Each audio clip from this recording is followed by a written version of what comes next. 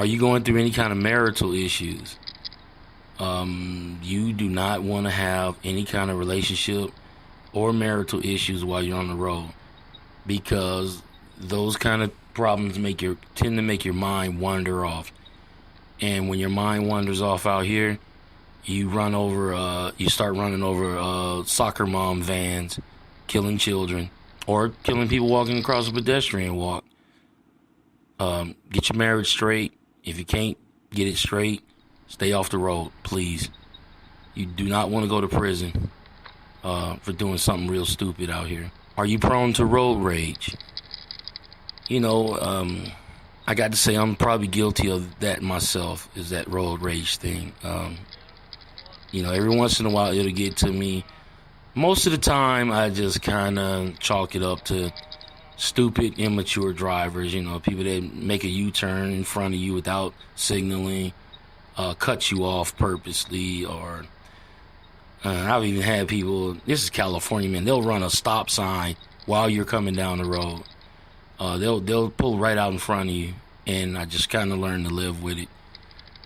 But if you're the type of person where somebody cuts you off and you go in your personal car, if you chase somebody down in your personal car just to have an argument with them, it's going to translate over to you being in a truck and chasing somebody down. And these trucks can cause a lot of damage and destruction. So if you're prone to road rage, and again, if you don't want to end up in prison for killing someone with this truck, you want to stay off. You want to get that under control before you get on the road. If you see you can't handle that kind of stress, stay off the road altogether. Do you have trouble sleeping? In this industry, in order to make the good money, in order to make the money that you hear about all the other truck drivers make, like your $1,000, your $1,200, your $2,000 a week, you have to endure an irregular sleep schedule. You might start out at 8 in the morning, and then you end at 6 at night, and then you got to get back up at 4 in the morning, and then you got to end your day at 2 in the afternoon, and you got to get up at 12 midnight, and then you got to drive all through the night till, 12 o'clock the next day. It's very irregular. You never go to sleep at the same time every night. So if you have trouble sleeping, you're gonna have a hard time in this industry. You're gonna have a very, very difficult time if you don't run the truck off the road first.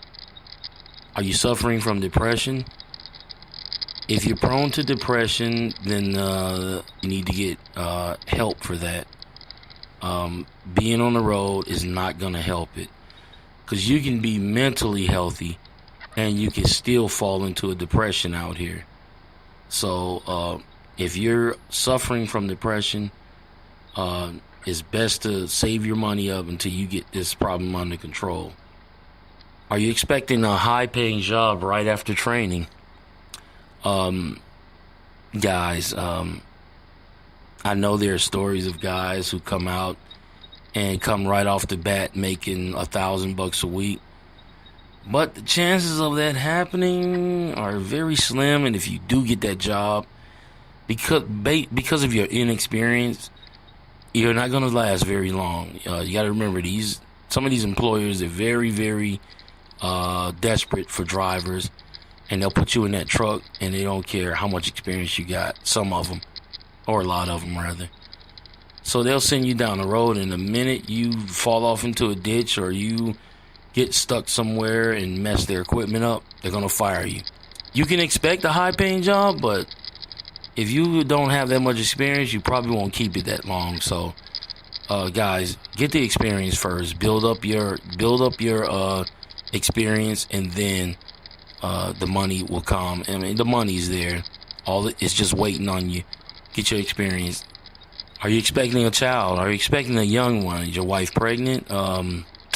You might want to wait till the baby's born in a few months after. Don't think you're going to get out on the road when your wife is 7 months pregnant or 8 months pregnant, and then you have a baby, and they're going to pull all those stops out to get you back home so you can be there and see your baby being born.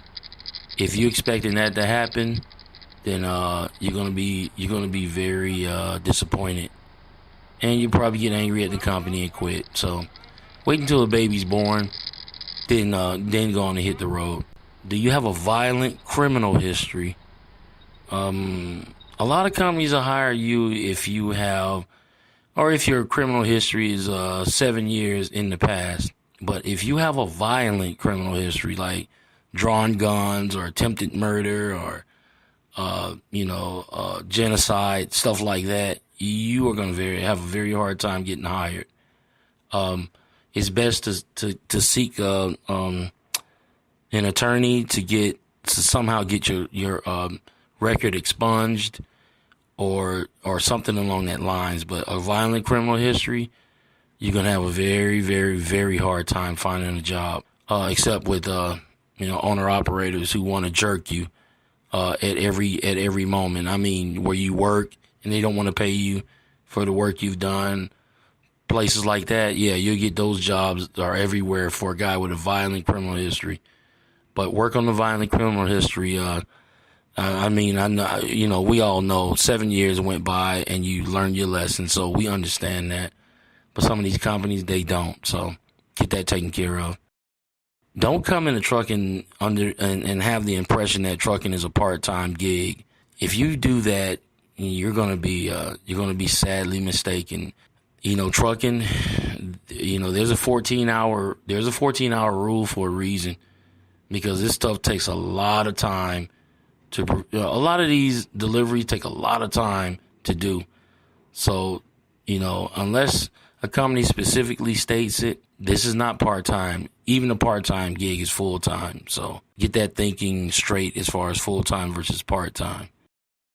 Make sure you have your plans in trucking mapped out at least 5 years in advance, guys. You got to think ahead in this business.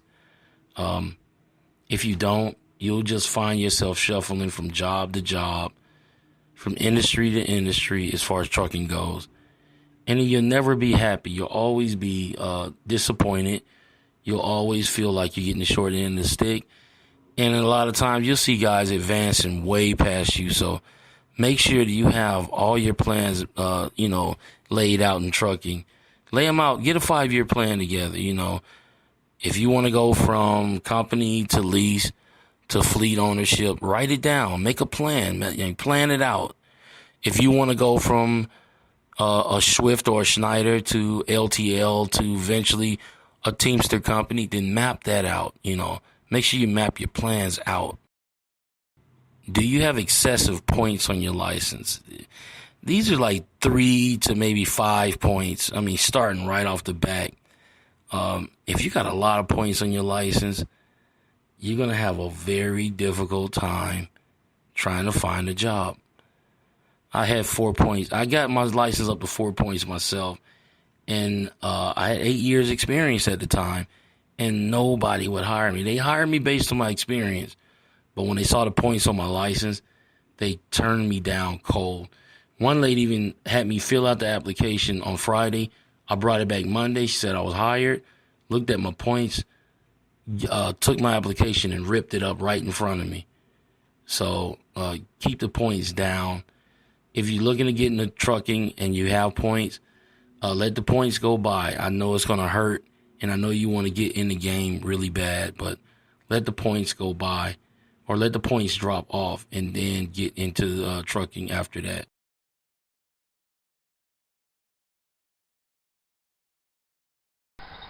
All right, guys, so those are my thoughts on questions you need to ask yourself before you get into trucking.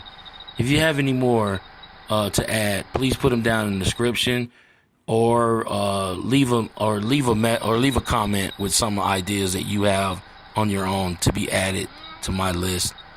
Okay, guys, all my fellow brothers and sisters out there on the road, you guys, let's keep this industry strong. And I know, there's a lot of negative things about trucking, but the positive things are, hey man, we keep everything moving from East Coast to West Coast, North to South. So let's keep that going, and see you guys in the next video.